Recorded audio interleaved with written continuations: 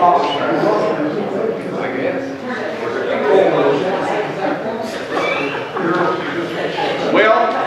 good evening and welcome to Carter County Mayor's Hometown Hero presentations.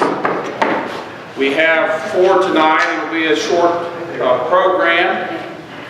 We've got some of our commissioners yet to arrive, but we'll go ahead and get started. And the commission has made preparations downstairs in the main lobby for a short reception thereafter. They really are in support of this program, and they would like some more time to fellowship with the people that are being presented tonight, and that's why we're here early. We're starting at 5 o'clock. So that will give us up to an hour to do the presentations, and that will give them some time downstairs to fellowship and get to know all of the recipients here tonight. And they've went to quite an extent today, so if you could spend a few minutes with them, and then they'll be back up here at 6 o'clock to start their commission meeting, which is will be on time. Tonight, like I said, we have 4 people that will be presented, or groups. The first group of Hometown Heroes traces its origin back to the January 1998 catastrophic flooding of the Doe River. In 1999, the Carter County Planning Office was pursuing the development of a community park on some of the properties that had been turned over to the county by FEMA. Using state and federal grants to build the park, the concept for an organization to maintain this future community park was fleshed out by local citizens and the planning office. That solution was the Roan Mountain Recreation Foundation, established in September of 2000. The Roan Mountain Recreation Foundation is a nonprofit 501c3 organization that partners with the Carter County Parks and Recreation Board to operate and maintain the 27+ acre Roan Mountain Community Park. Its current membership of approximately 30 volunteers maintain the community park with the assistance of the Carter County Work Annex of the Tennessee Department of Corrections there in Roan Mountain. Many local citizens and businesses also contribute to the maintenance of the park by volunteering skills and assistance that are beyond the abilities of all the members of the Roan Mountain Recreation Foundation. In their last fiscal year, which ended September, approximately 450 hours were donated by local citizens, and over 1,800 hours by the Carter County Work Annex just to maintain the park. It's a tremendous effort. It takes many people to maintain this. Part of the Roan Mountain Recreation Foundation charter is to develop additional recreational opportunities for the community and county where such opportunities arise. They raise money through donations and grants. Since their inception, the Roan Mountain Recreation Foundation has worked with various organizations to provide the following improvements to the park. 2006, Roan Mountain Citizens Club, there was a 9-hole disc golf course put in place. 2008 and 2009, multi-purpose building, which consisted of bathrooms, equipment storage, and concession stands. 2010, water fountain and benches. 2013, T-ball field. 2017, a wonderful stage / pavilion, which took an additional 300 hours by citizens and approximately 1,700 hours by the Carter County Work Annex to build this new stage. This year has been a particularly busy year for the Roan Mountain Recreation Foundation. In addition to maintaining the park for picnics, birthdays, car shows, class reunions, they also help facilitate events in the park. These include Roan Mountain Appalachian Trails Community, Appalachian Trail Days, Roan Mountain Farmers Market, Roan Mountain Community Garden, several musical artists, Tuesday Tunes, Todd Burleson Memorial Stream Cleanup, the OVTA, Carter County 4th Graders OVTA Field Trip, Roan Mountain Citizens Club, and the annual Christmas tree lighting there in the park. Just a tremendous asset to this community. The foundation's president is Mr. Matt McKinney, who is with us tonight. Vice president was with us tonight, Eric Anderson.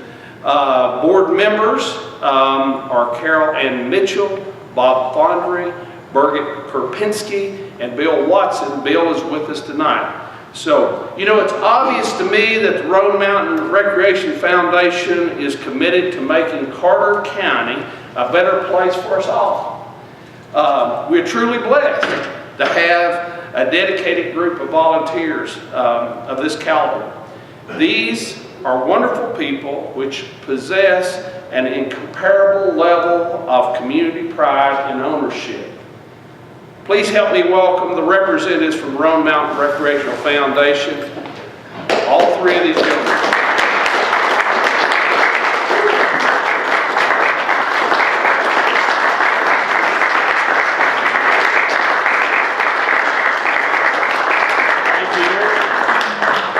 Matt, Bill, we appreciate you. Let me just present this to you. This is get right in there. This is a small token of appreciation for myself and the commission as to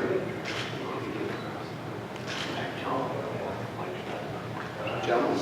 Any of you like to respond? You want to say? I want to add one thing. Come over here, Bill, so you can talk into this and they can. He mentioned all the parks that we got going on, and we're adding another one.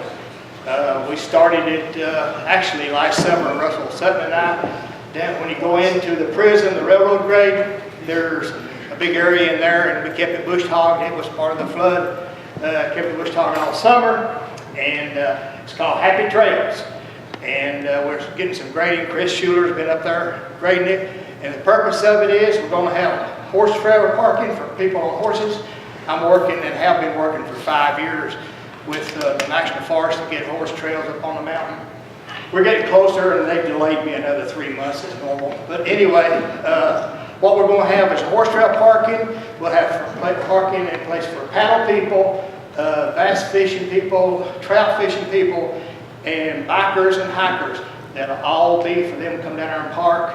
It's right off the road, and the fish people and about people, they're really excited about it. So we look to get some help from them, and anybody has any money they don't need, we will be willing to take it, and be asking the mayor probably for a lot more on down the road. But it's really going to be another great opportunity for Roan Mountain. Thank you. Thank you, Bill. I'll be very brief, and we want Eric to say a few things.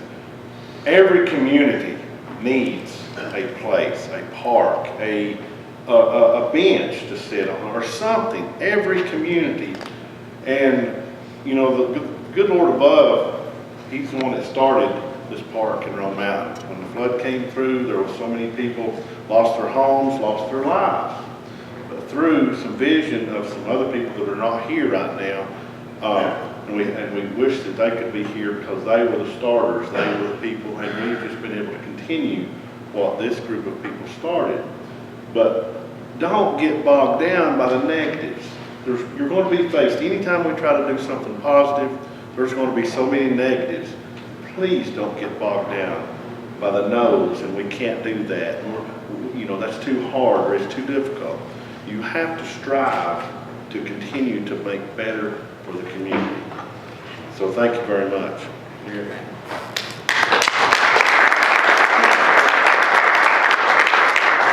I just add a few words. First of all, something like a community park like ours, it requires, and we are so blessed that we have the support of our district commissioners. It's interesting that when I'll share a couple, when we're down there cleaning up things or we're working on something, they stop by. They also come up with ideas too on how other things we can do, and we kind of have a thing that we do, which is when someone says, hey, you know, I think we need this in our park, you know, or, hey, have you ever thought you ought to do that? Our response usually is, great idea, and would you like to help lead that effort? And so that's how we, and actually when we first started doing that, people kind of go, well, golly gee, and they walk away. But nowadays, what is amazing is, in this last year, one of the churches came over and said, you know, this area over here needs to be cleaned up a bit. I said, would you like to do that? And they said, well, I guess we could. And they did. They did. And we've also transformed from people that would walk the tracks and say, you know, there's some trash out there. Now people walk the tracks and they pick up the trash. And so everybody kind of helps a little bit, and particularly our businesses up there, they help out quite a bit too. And it just makes you filled with joy to see kids playing in a park, whether it's t-ball or whatever, or down in the river. And we would invite you, come up. We're mainly a summertime thing. Come up on a Saturday for a farmer's market. It's a very small farmer's market, but it's fun. Come up on a Tuesday night, on almost every Tuesday night, there's some musicians that just show up on the stage and start playing musician. The Over the Mountain Victory Trail folks, they've had 2 years now where all the fourth graders from Carter County come up to the Rome Mountain Park, and we have a big setup display for them, and every one of the kids gets to learn about what it was like to live here when people were really tough, and what the Over the Mountain Victory Trail people. So sometime, you know, when you're lost, don't have anything to do, come on up to Rome Mountain and stop by. We'd love to see you. And thank you.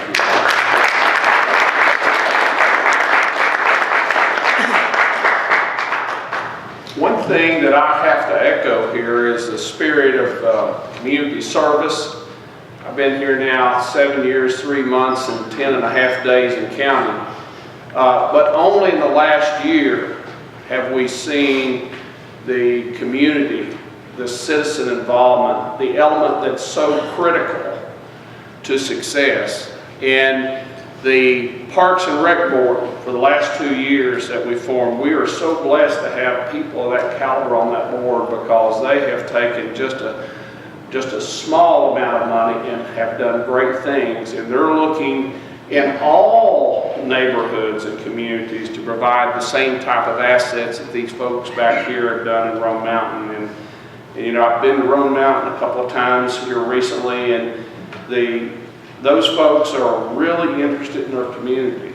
Town Hall, we had 40 people show up, and that's amazing, you know, because you just can't get people off the couch many times and come out. But those people were there, they had questions, they needed answers, they wanted to have the direct interaction. So I really appreciate Rome Mountain. I appreciate the Recreation Foundation. I appreciate all the citizens, and I appreciate this Park and Rec Board that we have here working for us now, because they're doing great things. The Greek Civil War was fought in Greece from 1946 to 49 between the Greek government army, which was backed by the United Kingdom and the United States, and the Democratic Army of Greece, the military branch of the Greek Communist Party, backed by Yugoslavia, Albania, and Bulgaria. The Civil War resulted from a highly polarized struggle between left and right ideologies that started in 1943. From 1944, each side targeted the power vacuum resulting from the end of the German-Italian occupation during World War II.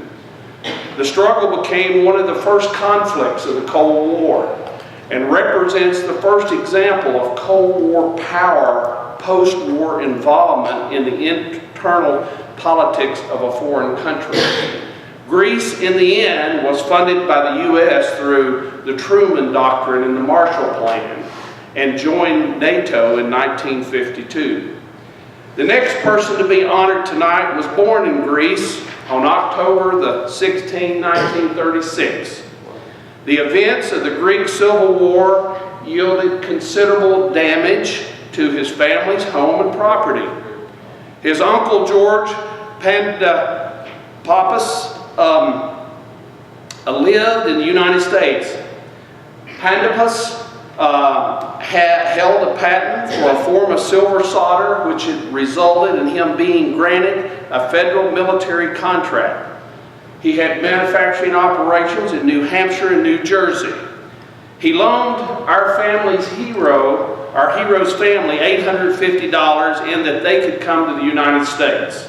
He also guaranteed the U.S. government that he would take full responsibility for the family of immigrants and gave assurance that the family members would not be a burden to the United States. The boat trip across the Atlantic took 14 days. He arrived in his country on April 30th, 1951 at the age of 14 and a half. He initially landed in New Jersey and could not speak a word of English at that time. Being an immigrant, the school years were extremely difficult. The teachers exerted a lot of effort in helping him overcome the many challenges that resulted from not being able to speak fluent English. However, the children were also making fun of his word pronunciations. Despite the communication barrier, he felt extremely blessed in that he had been given such a grand opportunity in coming to America, and felt an obligation and urgent need to do something for this great country. While in high school, he worked as a soda jerk at Marshall's department store. The husband of his supervisor, at Marshall's, was serving in the Marines. The reputation of the Marines was a good one of tough men serving and protecting their country. At 16, he decided that he would join the ranks. Parental consent was required.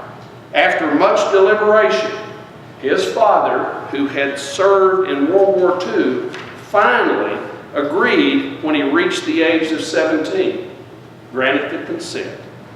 Thus, he enlisted in the United States Marine Corps in 1953. He was sent to boot camp in Parris Island, and then more extensive training in Jacksonville, Florida. After that, he was then assigned to the Marine Fighter Attack Squadron 531 and stationed at the Marine Corps Air Base in Cherry Point, North Carolina. While there, he became an accomplished aviation electrician and served his country well during his discharge in 1956. Afterwards, he went to work for Ford Motor Company and later Chevrolet in Cleveland, Ohio. He also did some security details, engaged in police work and police training. While there, he met a girl from Stony Creek and was married in 1959. It was a simple civil ceremony with Mr. Ross Smith, then Carter County Commissioner, performing the service. Employment opportunities were not as good in Carter County as they were up north, so he remained in Cleveland. In 1971, he had an opportunity to purchase the Linwood Hotel and Cafeteria. He also managed the bus station restaurant and Raymond's Country Club during that time. In 1974, he felt a career change was needed. Therefore, with his security experience and training, he was given a job working as a deputy under Carter County Sheriff Harry Buckles. In a short period of time, he developed a great track record of arrest. Being extremely fearless at that point in his life, he had no problem bringing in those fugitives of justice that so many other law enforcement officials would not seek out because of their violent and lawless reputations. He made the arrest without major incident. and without serious bodily harm. He quickly secured the trust of Carter County citizens and was encouraged to run for the office of sheriff in 1976. He was elected to a 2-year term. He worked diligently with the General Assembly during that time to implement minimum requirements for the office of sheriff for all those candidates that were seeking that office. He ran again in 1978 and was elected to a 4-year term, ultimately serving a total of 6 years as sheriff. After that, he worked for the U.S. Postal Service and then entered retirement. He's always cherished Carter County's God-given beauty and vowed to never forget or turn his back on the people that entrusted him to serve as their sheriff. Please help me welcome Mr. George Papantonio.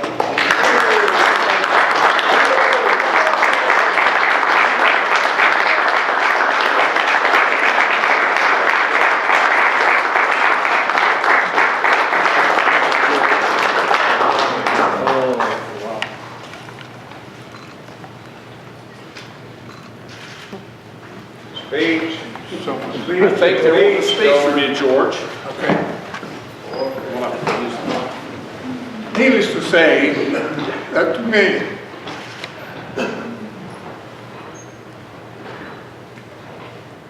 Carter County is the best people in the world. I will cherish the honor of the Navy, and I will never forget or turn my back on. Politics is a game that very few desire to play. And today, we have a lot of problems with the war. You think what our letters back then to finish the war in Korea, we probably would have been better off today. But it was not meant to be. And I want to thank each and every one of you for the honor that you bestowed on me. I will never forget Carter County in no way. Thank you so much. And Leon, thank you. Thank you, George. From the bottom of my heart, I know that you got Carter County in your heart. And you try to do everything you can for them.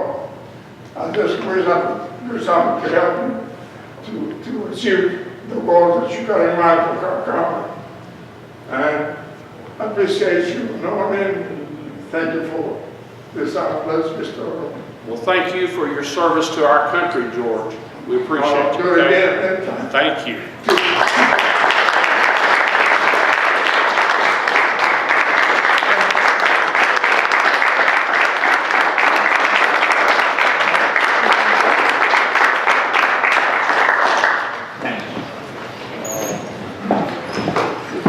Political service is not for those that are faint of heart. It's not for those people that are afraid to, that you're going to insult somebody and feel that they have to always be politically correct. If you're in that mind frame, you don't need to be here. And I don't think George, based on his reputation in Carter County as our sheriff, was ever in that frame of mind. So you did a great job. 6 years of service to the county, all the time that he served our country during that war in that unit. We appreciate it. We appreciate all of our veterans. The Korean War was a war between North Korea with the support of China and the Soviet Union, and South Korea with the principal support of the United States. The war began on 25 June 1950 when North Korea invaded South Korea following a series of clashes along the border. The fighting ended 27 July 1953 when an armistice was signed. The agreement created the Korean Demilitarization Zone to separate North and South Korea. The next hometown hero was born in the Hampton community on December 10, 1931. While a small child, his family moved to Roan Mountain. He attended Tiger Valley, Hobson, and Cloudland schools. He lived in Roan Mountain until entering the Navy in 1951. His ship was commissioned in South Carolina, with home port being Norfolk, Virginia.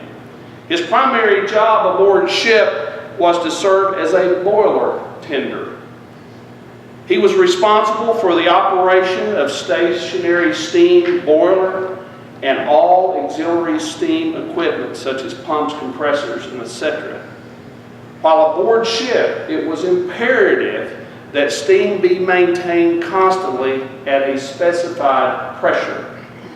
His ship patrolled the Mediterranean during this conflict, the Korean War, and was always ready to respond in the event of confrontation and battle. In a 6-month time frame, the ship traveled to 17 different countries while on patrol, standing, waiting, ready. He married on September 21, 1954. At the end of his term of honorable service, he received a discharge from the Navy while in Long Beach, California in February of 1955.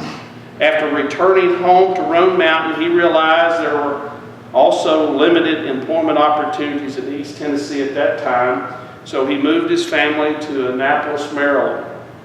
There he secured employment as a service manager for Chevrolet. This enabled him to provide the needs of his family, which consisted of his wife Jeanette, 2 daughters Billy Ann and Kathy. After 10 years with Chevrolet, he decided to open up his own business, an automobile body repair shop, which he ran for approximately 20 years. At that time, he decided it was time to move back to East Tennessee. He purchased a home here in Elizabethton and went to work for an insurance business by the name of GAB in Bristol.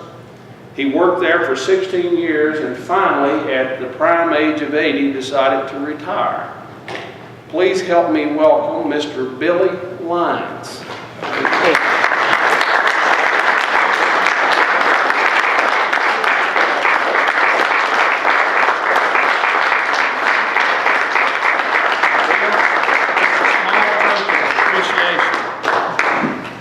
For your service to our country. Thank you. I'd like to present you with this plaque from myself and commission for your service in the Navy during the Korean War. Is there anything you'd like to say to the commission? Did it from the country. That's all I have to say. I love Tennessee, I love Florida County, and I love my country.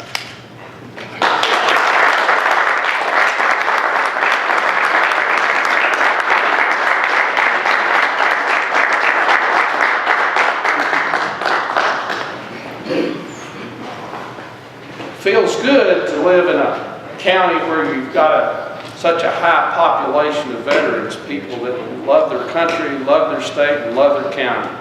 And if they leave for any point in time, they come back here because this is God's country. If you would, bear with me just a minute before we do the last presentation. This being December 11, four days after December 7, I think it's imperative that we play a very short 4+ minute video to bring all of us back to that time.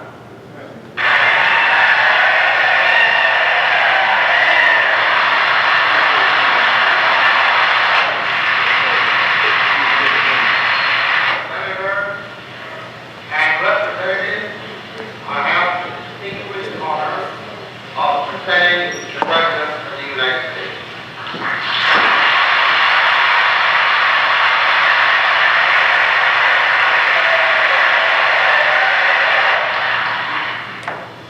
Vice President, Mr. Speaker, members of the Senate, of the House of Representatives, yesterday, December 7, 1941, a date which will live in infamy. The United States of America was suddenly and deliberately attacked by naval and air forces of the Empire of Japan. The United States was at peace with that nation, and at the solicitation of Japan, was still in conversation with its government and its emperor, looking toward the maintenance of peace in the Pacific. The attack yesterday on the Hawaiian Islands has caused severe damage to American naval and military forces. I regret to tell you that very many American lives have been lost. In addition, American ships have been reported torpedoed on the high seas between San Francisco and Honolulu. As Commander-in-Chief of the Army and Navy, I have directed that all measures be taken for our defense. But always will our whole nation remember the character of the onslaught against us.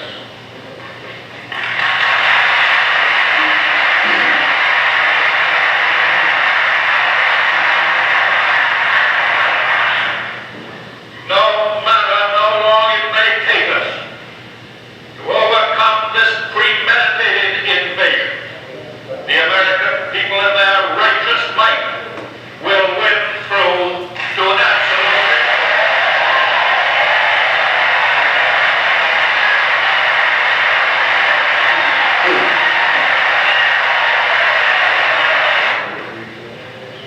I believe that I interpret the will of the Congress and of the people when I assert that we will not only defend ourselves to the uttermost, but will make it very certain that this form of treachery shall never again endanger us.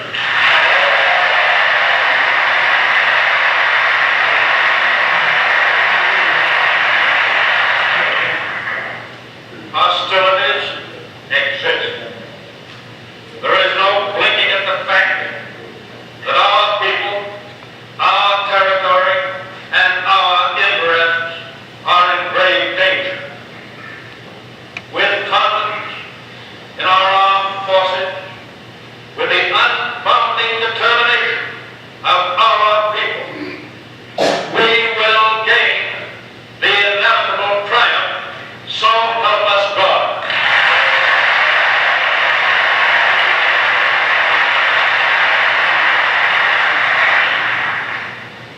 I ask that the Congress declare that since the unprovoked and dastardly attack by Japan on Sunday, December 7th, 1941, a state of war has existed between the United States and the Japanese Empire.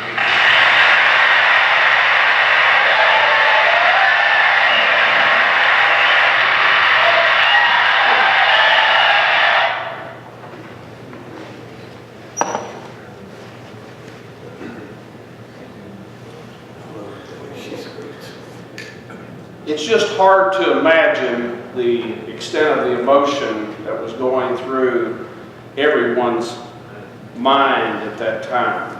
World War II, war being declared, the tremendous loss of life at Pearl Harbor. And here in the United States, once that war was declared, then countless people stepped up to defend this country. We have one of those people with us tonight. The next hometown hero is a World War II veteran. He was born on May 2nd, 1922, here in Elizabethton. After his schooling, he worked as a machine operator at the North American Rayon Corporation. On June 1, 1941, he married the love of his life. 1.5 years later, on November 17, 1942, at the age of 20, he entered the active service under the United States Army. His initial point of entry was Fort Oglethorpe, Georgia. And just keep in mind, here, communications, as you've heard me say before, at that time weren't good. His wife gave birth to the first child 1 week after being deployed. Just think about that. During this time, there were basically no communications between the enlisted forces and the family back home. He was assigned to the 104th Timberwolf Division of Company K, 415th Infantry. During training, he was awarded the Expert Infantryman badge in 1944. After his training, he was deployed to the European theater on August 27, 1944. For 11 months, he served as a squad leader on the ground, marching and engaging in battle after battle after battle across France, Belgium, the Netherlands, and Germany. He was awarded the Bronze Star for heroic achievement in connection with his role in military operations that took place in Germany on December 5, 1944. This brave soldier volunteered to lead a patrol to ascertain the route of approach and the route of the enemy. He accomplished his mission and then, taking his Browning rifle, directed fire on the enemy, inflicting heavy casualties. These actions aided greatly in driving off a large enemy counterattack. On numerous occasions, he exposed himself to keep fire directed on the enemy, and his courageous actions are a credit to himself and the armed forces of the United States. He was also awarded the Combat Infantryman badge in December 1944 and the Distinguished Unit Citation in 1945. There was a tremendous loss of life during this phase of the war. These men did not know who would be the next casualty of combat or casualty of the severe effects of inclement weather conditions. This soldier was fortunate in that he never sustained any serious physical injuries. His field jacket and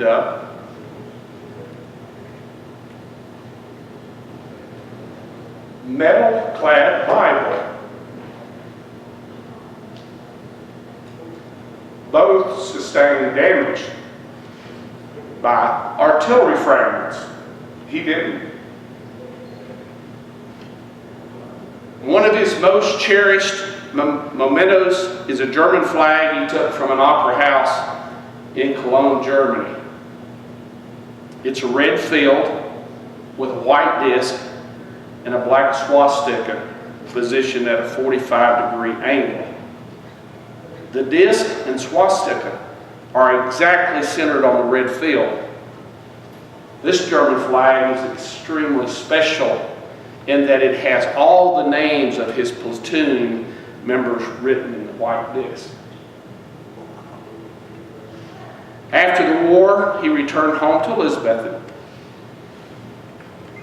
worked at North American Rayon Corporation, and retired there after 52 years of service.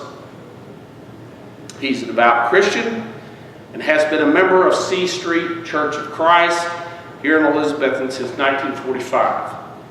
He's been a wonderful father to his son and daughter. He also has one grandson and a great-granddaughter. On June 1st of this year, he and his wife Virginia celebrated their 76th wedding anniversary. What a blessing. It's truly an extremely rare and wonderful blessing for this family and this community. Help me welcome Mr. Ivan McQueen.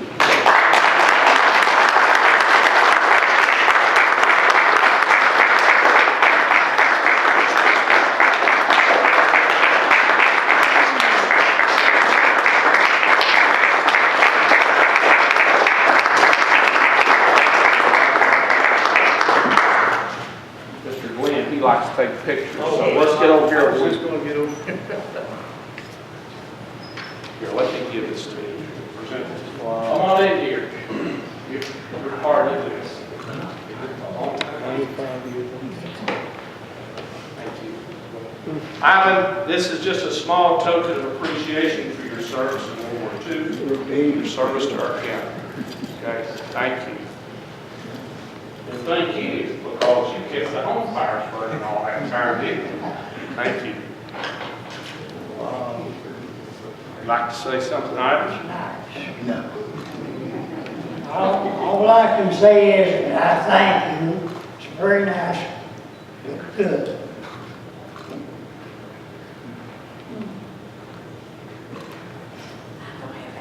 She doesn't have that much to say.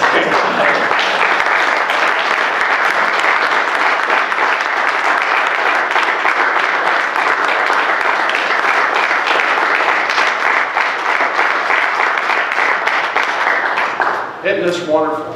We appreciate you. Yeah, when I was up to talk with Ivan, he showed me that field jacket and that Bible. And if there's anything that'll touch it, that will.